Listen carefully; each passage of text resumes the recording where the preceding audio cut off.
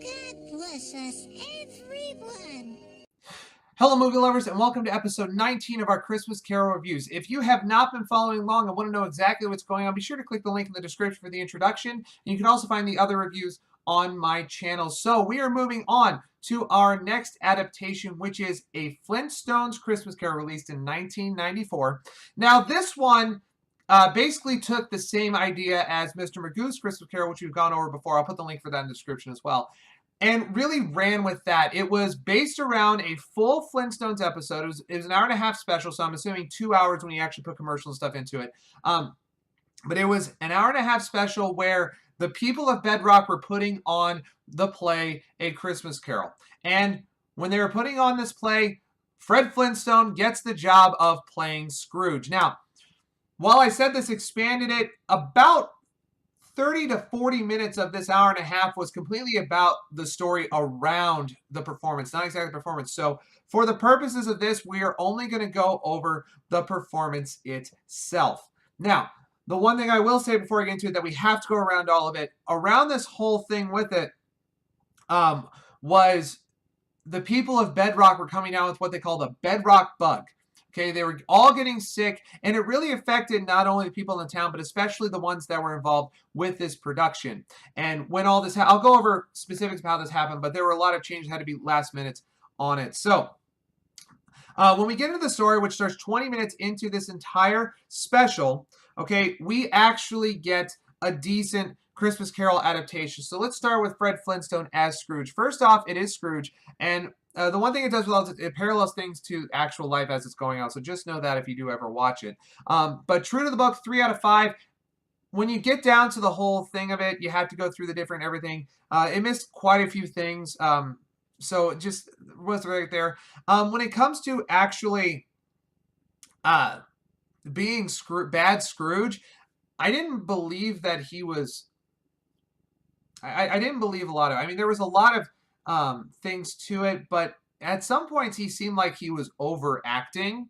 And I know not only is it supposed to be a bad Scrooge, and it's a character, it's a person playing a cartoon character who's acting like that person, but a lot of the overacting was really a little too much for me.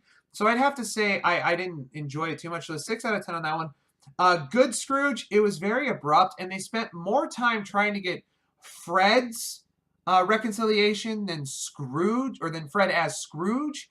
So a lot of the Scrooge reconciliation really lost what was going on. So a 3 out of 5 on that one. And the transformation, I mean, it was a really good transformation. I enjoyed how it did it. It wasn't one of the best, wasn't one of the worst. A 7 out of 10 on that, giving this Scrooge a 19 out of 30 on that. Then we get to Marley.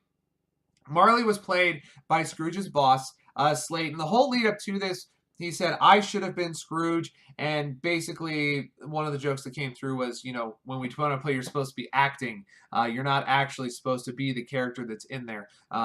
So, you know, that was kind of funny. But following the book, it did a great job. It hit every single point. The door outside, every line that it was going through. A 5 out of 5. But one of the things that was an issue was there was this shtick with one of the safes that was stuck to him. And every time he went through a door, the safe would, or through a wall or anything, the safe wouldn't go through, and you have to pull it through. I thought it was a little too much.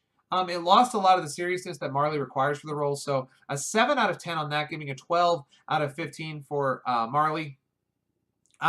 Then we have a really interesting choice in the Ghost Christmas Past. First off, the Ghost Christmas Past gets sick. And Wilma has to take over because she's the stage manager. So Fred's expecting these other actresses to come in, and all of a sudden here's Wilma. And I'm sorry, to do a little side note for the Flintstones, I've never seen anything where Fred did anything against Wilma or went against her or anything.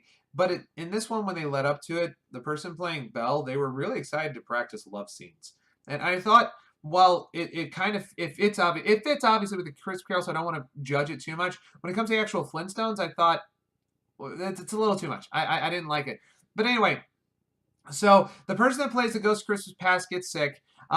Wilma has to come in. He gets surprised. But they chose to do something really strange with the fan character. Really, the fan person in the play didn't exist because Fred imagines a grown-up version of Pebbles.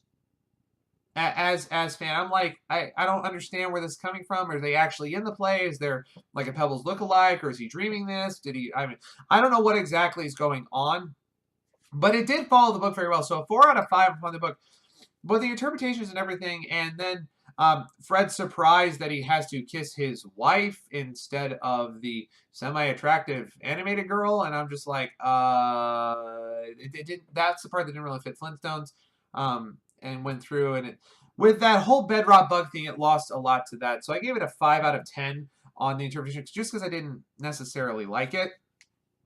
The Ghost of Christmas Present, I enjoyed quite a bit, but there was just a couple like Flintstone shticks that took away from the story. It was a 4 out of 5 true to the book. It actually did pretty well.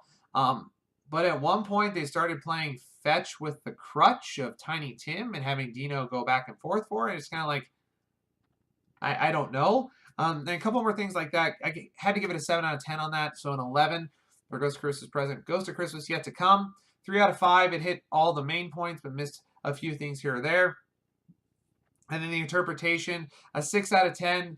Take it or leave it, whatever. Cinematography, did a pretty decent job on that, 7 out of 10. Costumes and makeup, I missed the Christmas Carol costumes trying to look like the Bedrock costumes. And then when it tried to look like Christmas Carol, it didn't look like Bedrock. I mean, it was back and forth. So 4 out of 10 on costumes and makeup on that one. And then the music, it was okay. It was okay. I gave it a 6 out of 10 on that.